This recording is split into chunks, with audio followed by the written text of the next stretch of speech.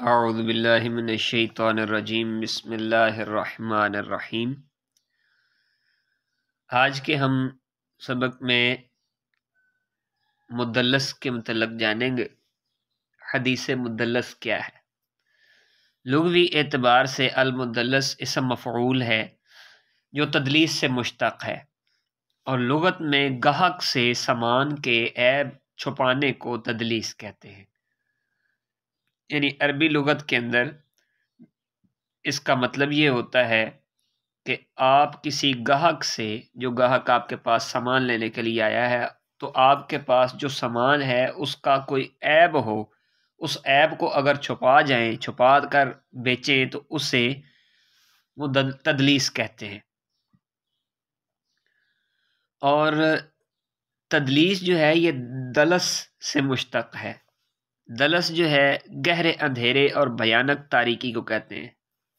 ظاہری سی بات ہے کہ جتنا زیادہ گہرا اندھیرا ہوگا، گہری تاریکی ہوگی، اس کے اندر دکھائی بھی کم دے گا، اس کے لیے ہمیں روشنی کی ضرورت ہوگی، لہٰذا بندہ بھٹکتا ہی ہے، گمراہی ہوتا ہے، اسے دکھائی کچھ نہیں دیتا۔ اور اصطلاح کے لحاظ سے حدیث مدلس کی تعریف یہ ہے، یہ حدیث مدلس کی تعریف یہ ہے کہ سند کے عیب کو مخفی رکھنا، یعنی جو سند ہے اس کے اندر جو عیب ہوتا ہے اس کو چھپا کر رکھا جائے، ظاہر نہ کیا جائے، اور ظاہری شکل کو حسین بنا دینا تدلیس کہلاتا ہے۔ وجہ اشتراک یہ ہے کہ جو شخص اس حدیث کا علم رکھتا ہے اس پر حدیث کے بارے میں ایسا پردہ پڑا ہوا ہے جس سے اس کی حقیقت مستور ہے، چھپی ہوئی ہے۔ مثال کے طور پر جو حدیث کا شغف رکھتا ہے، حدیث کا شوق رکھتا ہے، حدیث پڑھنا پڑھانے کا شوق رکھتا ہے، تو وہ شخص جب اس کے سامنے سند کے عیب کو مخفی رکھا جائے گا، ظاہری شکل کو حسین بنا کر پیش کیا جائے گا، تو جو شخص حدیث کا علم رکھتا ہے اس کی آنکھوں پر جو ہے وہ پردہ پڑ جائے گا، اس کو وہ عیب نظر نہیں آئے گا،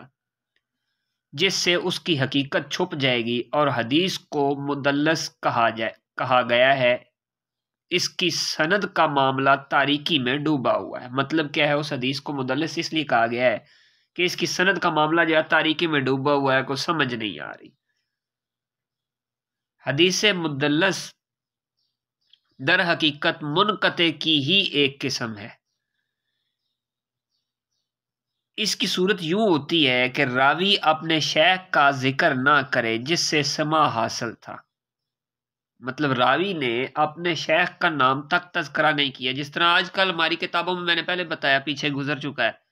کہ ہماری کتابوں میں سند پوری ختم کر دی جاتی ہے اور صرف حدیث پاک بیان کر دی جاتی ہے، اور حوالہ دے دیا جاتا ہے فلاں کتاب کے اندر یہ حدیث پاک موجود ہے، وہاں سے دیکھ لی جائے،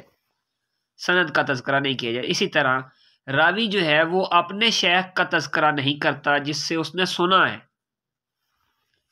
جس سے اس نے حدیث لی ہے، اس کا نام ہی نہیں بتاتا،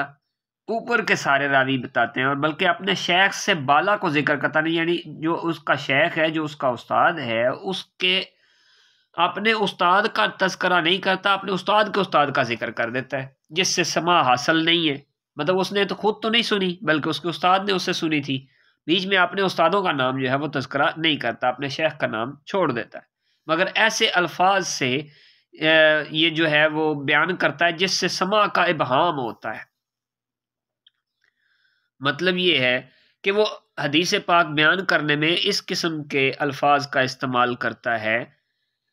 کہ سننے والا یا پڑھنے والا یہ سمجھتا ہے کہ گویا کہ شاید انہوں نے حدیث جو ہے اس راوی سے لی ہے، اس شیخ سے لی ہے، جبکہ اپنے شیخ کے شیخ سے لی ہے، جبکہ اس سے شیخ جو ہے اس نے حدیث لی ہی نہیں ہوتی۔ وہ ابہام ہوتا ہے، واضح طور پر ظاہر نہیں کرتا، یعنی بندے کو شک ہوتا ہے، گویا کہ ایسے لگتا ہے جیسے اس نے اس بندے سے حدیث لی ہے،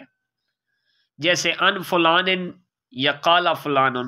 کہ یہ دونوں لفظ موہم سماع ہیں، یعنی کہ سماع یعنی سنے جانے کا وہم ڈالتے ہیں کہ شاید انہوں نے ان سے سنی ہے۔ اس فعل کو تدلیس کہتے ہیں اور فاعل کو مدلس کہتے ہیں۔ فاعل کو مدلس کہتے ہیں۔ تو تدلیس جو ہے اس فعل کو، یہ جو عمل ہے جس سے راوی اپنے شیخ کا، اپنے استاذ کا نام جو ہے وہ حذف کر دیتا ہے اور اپنے استاذ کے استاذ کا نام تذکرہ کرتا ہے اور یہ ظاہر کرتا ہے کہ میں نے حدیث ان سے سنی ہے، یعنی الفاظ ایسے کا استعمال کرتا ہے جیسے ایسے لگے جیسے اس نے حدیث ان سے لی ہے۔ فاعل کو مدلس اور حدیث کو مدلس کہتے ہیں۔ اب اس تدلیس کا حکم کیا ہے، یہ بھی بات خاص طور پر ذہن میں رکھنی ہے۔ اب اس تدلیس کا حکم کیا ہے؟ شیخ نے کہا کہ جب راوی کے بارے میں ثابت ہو گیا کہ وہ تدلیس کرتا ہے تو اس کی روایت مقبول نہیں ہوگی، مگر یہ کہ وہ حدثنی کے ساتھ صراحت کرے، وضاحت کرے کہ مجھ سے بیان کیا ہے کہ وہ جناب فلاں راوی یہ کہتے ہیں۔ جب یہ کہے گا حدثنی، مجھ سے بیان کیا ہے، تو پتہ چلے گا کہ انہوں نے اپنے استاد کا نام جو ہے وہ بیان نہیں کیا، لیکن ان کے استادوں نے ان سے بیان کیا۔ واضح ہو رہا ہے، یہاں شک نہیں پڑ رہا کہ انہوں نے اپنے استادوں کے استاد سے سنی، یعنی اپنے شیخ کے شیخ سے سنی ہے، جبکہ یہ واضح کر رہا ہے کہ میرا یہاں کوئی شیخ ہے جس کا میں نے نام نہیں ذکر کیا، انہوں نے مجھ سے بیان کیا ہے کہ فلاں جو ہے وہ یہ حدیث پاک بیان کر رہے ہیں۔ ائمہ کے نزدیک تدلیس حرام ہے۔ حضرت وکیع رحمۃ اللہ تعالی علیہ جو ہیں ان کے نزدیک وہ کہتے ہیں کہ ان سے منقول ہے، جب کپڑا فروخت کرنے میں تدلیس کرنا، عیب چھپانا جائز نہیں۔ دیکھیں نا محدثین اکرام نے کس طرح مطلب کہ بحث کی ہے کہ جب کپڑا فروخت کرتے وقت اس کا عیب چھپانا جائز نہیں، ٹھیک ہے جی، کپڑا فروخت کرنے میں تدلیس کرنا یعنی عیب چھپانا جائز نہیں، تو حدیث بیان کرنے میں تدلیس کرنا کیوں کر جائز ہو سکتا ہے؟ پھر کیسے جائز ہو سکتا ہے یہ؟ چنانچہ انہوں نے تدلیس کرنے کی بہت زیادہ مذمت کی ہے، سختی سے کہا ہے کہ تدلیس جائز ہے ہی نہیں۔ جب کپڑے میں عیب چھپانا، کپڑے کا عیب چھپانا یعنی جو سودا بیچ رہے اس کا عیب چھپانا جائز نہیں ہے، اس کا عیب ظاہر کرنا لازم ہے، تو پھر یہاں جو ہے حدیث میں تدلیس جو ہے یہ تو بدرجہ اولا جائز نہیں ہے۔ مدلس کی روایت کا حکم۔ اب ایک راوی تدلیس کرتا ہے، یعنی وہ مدلس راوی ہے، اب اس کی روایات کا حکم کیا ہوگا؟ مدلس جو ہے اس کی روایت کو قبول اور عدم قبول کے سلسلے میں علماء اور محدثین کے مختلف اقوال ہیں۔ محدثین اور فقہا کی ایک جماعت کے نزدیک مدلس کی روایت کسی بھی صورت میں قبول نہیں کی جاتی، اگرچہ وہ اپنا سماع بھی بیان کر دے، اس لیے کہ تدلیس بذات خود ایک جرح ہے جس کے باعث اس سے اعتماد اٹھ جاتا ہے۔ ٹھیک ہے جی، اور یہ قول کہتے ہیں درست نہیں ہے، اور بعض نے کہا کہ مطلقاً قبول ہے، یعنی کہ قبول کر لو۔ جمہور کے نزدیک مدلس کا حکم یہ ہے کہ اگر مدلس کے بارے میں یہ بات مشہور اور معلوم ہے کہ وہ اپنے ثقہ شیخ کو حذف کرتا ہے، جیسے ابن عیینہ، تو ان کی حدیث مدلس قبول ہوگی، اور ضعفاء وغیرہ سے بھی تدلیس کرتا ہے۔ ٹھیک ہے جی، اور اگر ضعفاء وغیرہ سے تدلیس کرتا ہے تو ثقہ وغیرہ ثقہ دونوں کو حذف کرتا ہے، تو اس کے حدیث مقبول نہیں تا وقتے کے سماع پر تنصیص نہ آ جائے، یہ نص وارد نہ ہو جائے،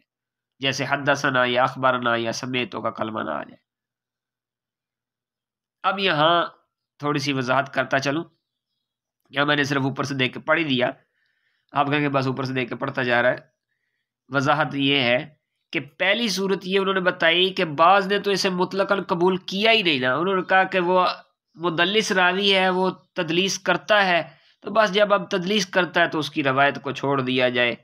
بالکل ہی ترک کر دیا جائے، اس کی کوئی روایت بھی قبول نہ کی جائے۔ اور یہ قول کہتے ہیں درست نہیں، اگر اس طرح کیا جائے تو پھر تو کام ہی ختم ہو جائے گا نا۔ اور بعض نے کہا ہے کہ بس مطلق قبول کر لو، کوئی بات نہیں۔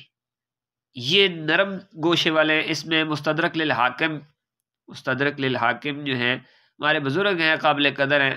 انہوں نے جو احادیث جمع کی اس میں بہت ساری ایسی احادیث بھی آ گئی جو کہ تدلیس والی اور ضعیف احادیث ہیں، مستدرک الحاکم جو ہے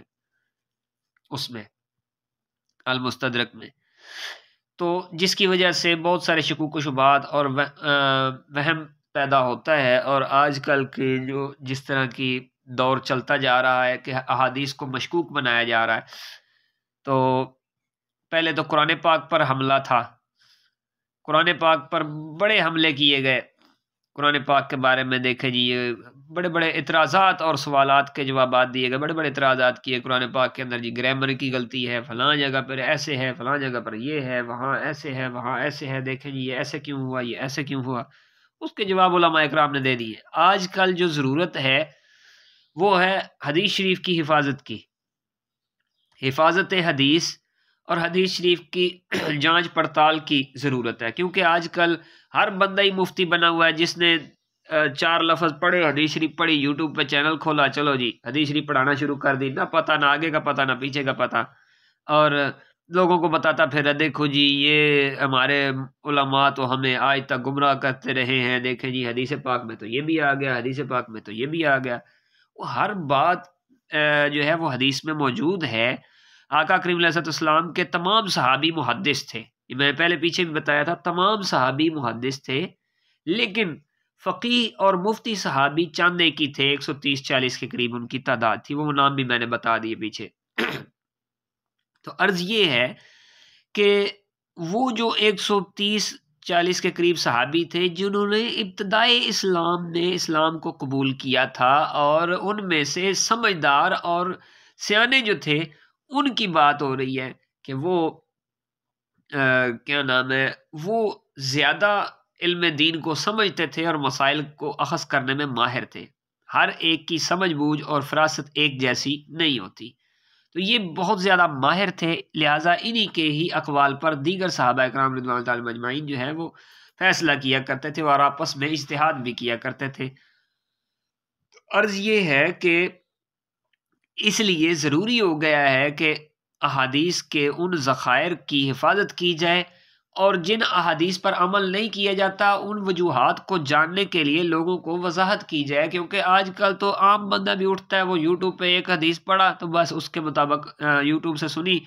حدیث شریف کو کتاب سے کھولا، پڑھا، دیکھا جی ہاں تو یہ ایسے لکھا ہوا، چلو جی اس کے مطابق عمل کرنا شروع کر دیں۔ وجہ یہ ہے کہ عمل ٹھیک ہے، ان کی محبت آقا کریم علیہ السلام سے جو ہے وہ کیا ہی بات ہے، اللہ پاک ان کی محبت اور عمل کے شوق، جوش، جذبے کو سلامت رکھے، لیکن مین مسئلہ یہ ہے کہ وہ کیا کہتے ہیں، بغیر اس کے استاذ کے، بغیر استاد کے اگر کسی چیز کو بھی چھیڑا جائے گا، پڑھا جائے گا، سیکھا جائے گا تو اس کا الٹ مطلب ہی نکلے گا۔ اور جس طرح کہ یہ آج کل جدید دور آ گیا نا کہ میرے پاس قرآن ہے، میرے پاس حدیث ہے، مجھے جو ہے مولویوں کی ضرورت ہی نہیں ہے، میں قرآن اور حدیث سے نکال لوں گا مسئلہ، میں خود ہی عمل کر لوں گا، تو یہ غلط بات ہے۔ کیوں؟ اس کی وجہ یہ ہے کہ علماء نے محنت کی ہے اور اس کی گرامیٹیکلی بھی اور لغوی اعتبار سے اور فقہی اعتبار سے ان کے اوپر بحثیں کی ہیں اور اس میں سے مسائل اخذ کیے ہیں۔ یہ تو اسی طرح بات ہو گئی، میرے پاس میڈیکل سٹور ہے، میرے پاس دوائیاں ہیں، مجھے ڈاکٹر کے پاس جانے کی ضرورت ہی نہیں ہے، میں خود ہی دوائیاں لے لوں گا۔ اگر یہی بات ہوتی تو ڈاکٹر کے پاس جانے کی ضرورت کیا تھی؟ میڈیکل سٹور جو ہے وہاں سے دوائی لی، آرام آ گیا۔ تو عرض یہ ہے کہ اسی طرح اگر وہاں جانے کے لیے ایک اسپیشلسٹ کی ضرورت ہوتی ہے، خالی خود ہی آپریشن وغیرہ نہیں کیے جا سکتے، کسی اسپیشلسٹ کے ساتھ رابطہ کرنا پڑتا۔ اگر کتابیں پڑھ کر یہ سارا علم حاصل ہو جاتا تو سارے ہی ڈاکٹر بن گئے ہوتے، ہر بندہ ہی ڈاکٹر ہوتا اگر کتابیں پڑھ جانے کے ساتھ ہی جو ہے وہ ڈاکٹر بنتا۔ نہیں، جبکہ ڈاکٹر بننے کے لیے پریکٹس کی ضرورت ہے، کسی استاد کی ضرورت ہے، جب تک وہ سکھائے گا نہیں تب تک سمجھ نہیں آئے گی۔ اسی طرح اگر کوئی انجینئر کرتا ہے تو خالی انجینئر نہیں بن جاتا، کتابیں پڑھنے سے انجینئر نہیں بنتا، اگر کتابیں پڑھنے سے انجینئر بنتا تو سارے ہی انجینئر ہوتے۔ انجینئر تب ہی بنتا ہے جب کسی ٹیچر سے، کسی استاد سے اس نے رہنمائی لی ہو۔ تو پھر وہ اس کو سیدھے راستے کی طرف لے کر آئے کہ یہ چیز اس طرح ہے۔ از خود مطالعہ کر کے کہنا میں نے دیکھو جی یہ بھی مطالعہ کر لیا، میں نے ایسے بھی کیا، میں نے یہ بھی نکال لیا، میں نے وہ بھی نکال لیا، میں نے تو اس کتاب کا بھی مطالعہ کیا، اس کتاب کا بھی مطالعہ کیا، یہ آج کل اس قسم کا کام جو ہے وہ بہت زیادہ یوٹیوب کے اوپر اور سوشل میڈیا پر چل رہا ہے۔ لہٰذا اس لیے اصول حدیث کو سمجھنا، باریکی کے ساتھ سمجھنا ضروری ہے۔ تو میں عرض کر رہا تھا کہ اگر بعض نے یہ کہا کہ مدلس جو ہے اس کا حکم یہ ہے کہ اگر تدلیس جو ہے مدلس کے بارے میں یہ بات مشہور اور معلوم ہے کہ وہ اپنے ثقہ شیخ کو ہی حذف کرتا ہے، یعنی جس شیخ کا وہ نام حذف کر رہا ہے اس کے بارے میں وہ پوری طرح جو ہے پورے وثوق سے کہہ سکتا ہے کہ یہ شخص جھوٹ نہیں بول سکتا، اس شخص نے جو بھی بات کی ہے من و عن کی ہے اور اس میں کسی قسم کی رد و بدل اور کمی کی گنجائش باقی نہیں، کیونکہ اس سے بڑھ کر جو ہے وہ عالم کوئی نہیں اس کے نزدیک، اور اس سے بڑھ کر جو ہے فقیہ کوئی نہیں، اس سے بڑھ کر جو ہے مجتہد کوئی نہیں، اور اس سے بڑھ کر جو ہے وہ عبادت گزار اس کے نزدیک کوئی نہیں، یعنی ہر لحاظ سے وہ کوالٹی کے اعتبار سے ہر لحاظ سے اس کے نزدیک وہ پورا ہے۔ تو اس وجہ سے اگر وہ اپنے استاد اپنے شیخ کا نام حذف کر دیتا ہے کہ بھئی وہ تو اتھینٹک ہے، ان کی تو ضرورت ہی نہیں، نام نہ بھی لیں تب بھی کام چل جاتا ہے، وہ تو اتھینٹک ہے، نام باقیوں کا لو ان کے بارے میں پتہ نہیں ہے، ان کا تو مجھے پتہ ہے نا کہ انہوں نے وہ ایسا کر ہی نہیں سکتے، تو ایسے شخص کی روایت قبول ہوگی۔ جیسے کہ ابن عیینہ جو ہے یہ اپنے ان کی تدلیس قبول ہے، کیونکہ یہ اپنے ثقہ اساتذہ جو ہیں ان کا نام جو ہے بیچ میں سے حذف کر دیتے ہیں۔ ان کی روٹین کا پتہ ہے کہ وہ ثقہ، جب ان کو یقین ہوتا ہے کہ راوی ثقہ ہے تو ان کا نام حذف کر دیتے ہیں، غیر ثقہ ہو تو ان کا نام تذکرہ ذکر کر دیتے ہیں کہ یہ جناب غیر ثقہ ہے، لہذا ان کا نام ذکر کر دیا جاتا ہے۔ اب ایک راوی ایسا ہے جو ضعیف راوی کی بھی کسی بھی تدلیس کرتا ہے،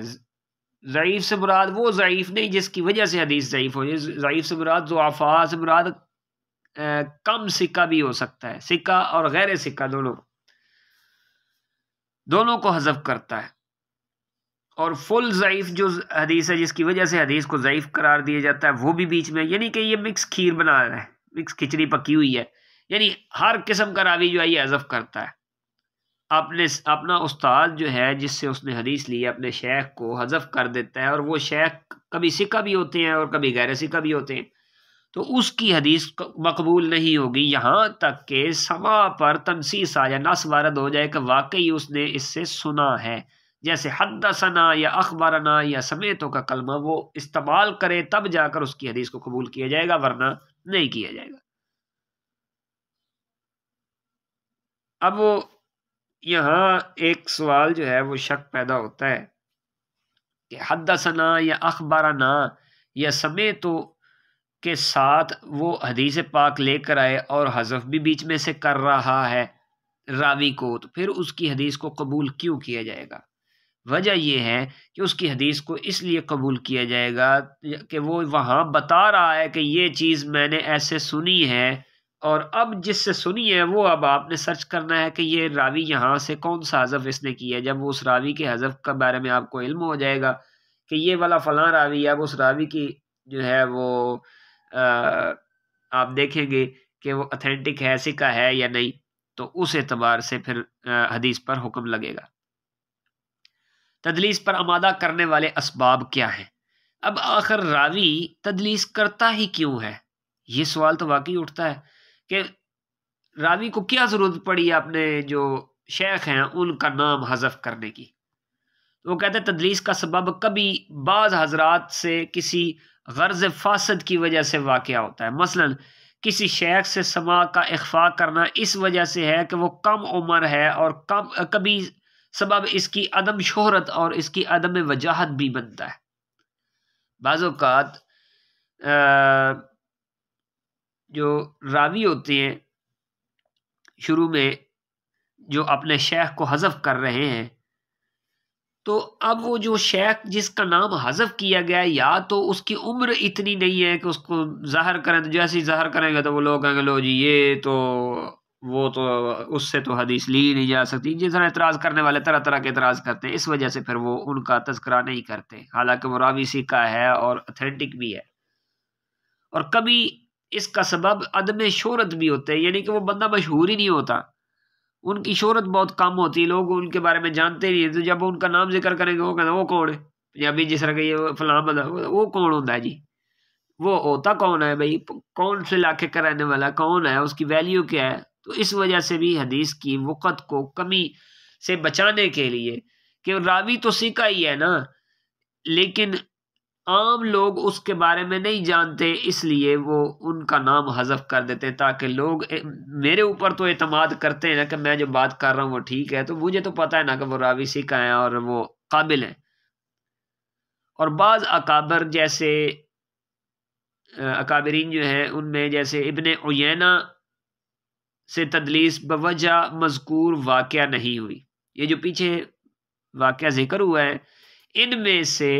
کسی ایک وجہ سے بھی ابن عیینہ جو ہے وہ تدلیس نہیں کرتے، نہ ہی کسی راوی کی کم عمری کی وجہ سے، نہ عدم شہرت کی وجہ سے وہ تدلیس کرتے ہیں، بلکہ اس وجہ سے وہ کرتے ہیں کہ صحت حدیث پر ان کا وثوق تھا اور بوجہ شہرت ان کے ذکر سے مستغنی تھے.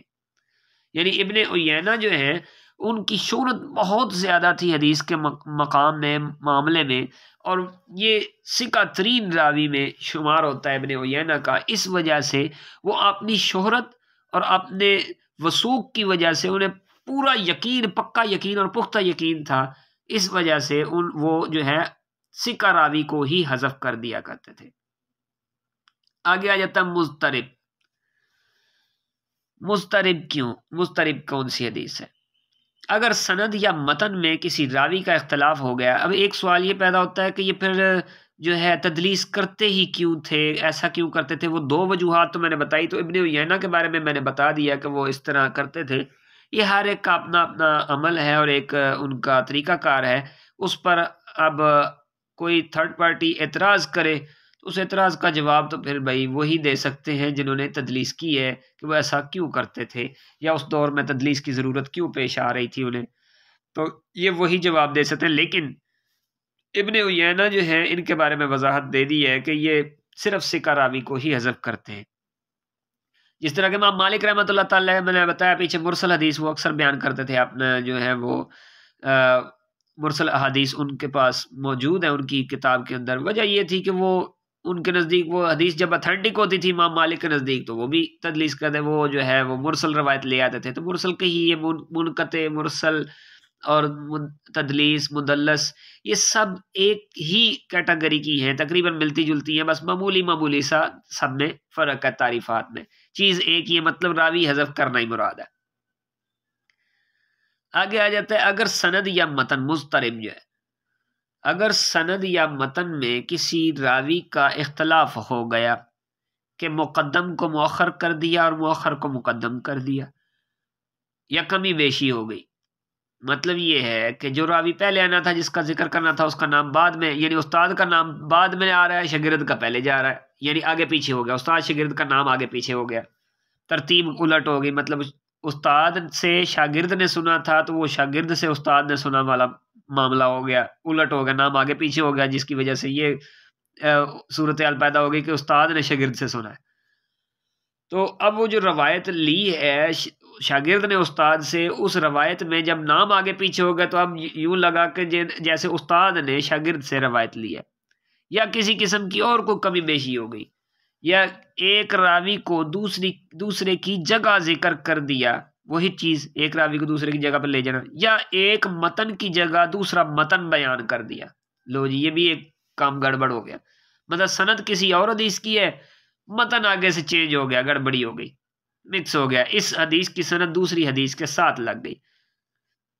مطلب یہ ہے کہ انما الاعمال بالنیات، مثال میں دے رہا ہوں، اس کی سند جو ہے وہ حضرت سیدنا عمر فاروق رضی اللہ عنہ راوی ہیں اس حدیث پاک کے. اب ان کی جو سند، جس سند سے یہ حدیث ہم تک پہنچی، وہ سند جو ہے اور متن دونوں الگ الگ ہیں، ایک چیز ہے، مطلب الگ الگ ہیں. ہوا یوں کہ جو دوسری حدیث ہے کہ خیرکم من تعلم القرآن وعلمہ، حضرت سیدنا عثمان غنی رضی اللہ عنہ اس کے راوی ہیں. تو اب صورتحال یہ ہو گئی کہ روایت تھی حضرت عثمان غنی رضی اللہ عنہ کی، اور دوسری روایت حضرت عمر فاروق رضی اللہ عنہ کی ہے. گڑبڑی یہ ہو گئی کہ جس پر لگانا تھا نام حضرت عثمان کا وہاں حضرت عمر کا لگا دیے، جہاں عمر کی جو حدیث تھی ادھر حضرت عثمان کا نام لگ گیا. مطلب پوری سند کے ساتھ پوری سند ادھر چینج ہو گئی، آگے پیچھے ہو گئی. تو یہ مراد ہے کہ متن جو ہے اس میں چینجنگ آ جائے، متن جو ہے اس میں تبدیلی ہو جائے. اسی طرح وہ آگے کہتے ہیں کہ اسماء سند میں تصحیف ہو گئی یا اجزائے متن میں اختلاف آ گیا، اختصار، حذف وغیرہ سے ہو گیا، جن کی مثالیں وہ کہتے ہیں ہم پیش کر رہے ہیں. تو یہاں جو ہے ایک بات ذہن میں آئے گی کہ اسماء سند میں جو تصحیف کا میں نے کلمہ بولا، یہ تصحیف سے کیا مراد ہے؟ اسماء سند میں تصحیف سے کیا مراد ہے؟ تو اسماء سند میں تصحیف کا مطلب یہ ہوتا ہے کہ کسی راوی کے نام، نسب یا لقب میں غلطی واقع ہو جانا، جو عام طور پر ہم شکل یا مشابہ الفاظ کی وجہ سے ہوتا ہے. یہ غلطی تحریری یا سماعی ہو سکتی ہے. مثال مطلب یہ ہے کہ تحریری تصنیف کس طرح ہوگی؟ اگر لفظ ہے سلیم، سلیم کو غلطی سے سلم پڑھ لیا، اور سماعی غلطی مطلب اگر حمید لفظ تھا، حمید کو حمید سمجھ لیا، تو یہ علمی تحقیق میں بڑی اہمیت رکھتی ہے، کیونکہ اس سے حدیث کی سند اور راویوں کی پہچان میں فرق آ سکتا ہے. تو اس کو کہتے ہیں تصحیف. آگے کہتے ہیں جناب تو ایسی حدیث جو ہے اختصار، متن میں اختلاف اور اختصار آ جانا، متن میں اختلاف ہو جانا. متن میں اختلاف میں نے متن مختلف ہو جانا، وہ میں نے آپ کو بتایا ہے کہ حدیث کسی اور راوی کی تھی، وہ دوسرے راوی کے نام پر لگ گئی، اور دوسرے راوی کی حدیث دوسری طرف چلے گی. متن میں اختلاف ہو. اختصار یعنی کمی ہو جانا، یعنی کہ آدھی حدیث بیان ہونا، آدھی بھول جانا، یا آدھی بیان ہی نہ ہونا. حدیث شریف آدھی بیان کی اور آدھی چھوٹ گئی. حذف ہونا وہ یہ ہے کہ بیچ میں سے کچھ حصہ جو ہے وہ حذف کر دیا گیا، یعنی ختم کر دیا گیا. آگے مثالیں وہ کہتے ہیں ہم اس کی تذکرہ کریں گے کہ کیا ہے یہ چیزیں. تو ایسی حدیث کا نام مضطرب ہے. اس کا حکم یہ ہے کہ اگر جمع اور تطبیق ممکن ہو تو فابہا یعنی ٹھیک ہے، ورنہ توقف کیا جائے گا، ٹھہرا جائے گا، سٹے کر لیا جائے گا کہ بھائی نہیں، رک جایا جائے گا. یعنی وقف کا معنی رک جانا، تو پھر اس سے پر عمل کرنے سے رک جایا جائے گا، رکا جائے گا. مضطرب جو ہے مطلب اس میں طبیعت میں جس طرح طبیعت میں اضطراب پیدا ہو جاتا ہے، بے چینی، تو یہ سند متن میں یہ گڑبڑی جو ہے حدیث میں بے چینی پیدا کرتی ہے. مضطرب کا معنی ویسے معنی تو بے چینی ہے نا، تو یہ بے چینی پیدا کرتی ہے. اس کے بعد آگے آ جاتا ہے مدرج. اگر راوی نے حدیث میں اپنا کلام یا صحابی و تابعی وغیرہ کا کلام، بیان لغت یا تفسیری معنی یا تقیید مطلق وغیرہ امور کے پیش نظر درج کر دیا، تو اس حدیث کو مدرج کہلائے گی، اس حدیث کو مدرج کہا جائے گا. مطلب یہ ہے کہ تفسیری طور پر، مثال کے طور پر وہ حدیث شریف تھی، حدیث شریف کے الفاظ کے ساتھ صحابی کے الفاظ ذکر کرتا ہے. یہاں جو ہے مطلب وضاحت کے طور پر بیچ میں وہ تذکرہ کرتا ہے، کسی صحابی کا قول بھی بیچ میں ذکر کر دیتا ہے کہ اس جگہ پر فلاں صحابی کا تذکرہ نہیں کرتا، وہ بتا دے بھی یہ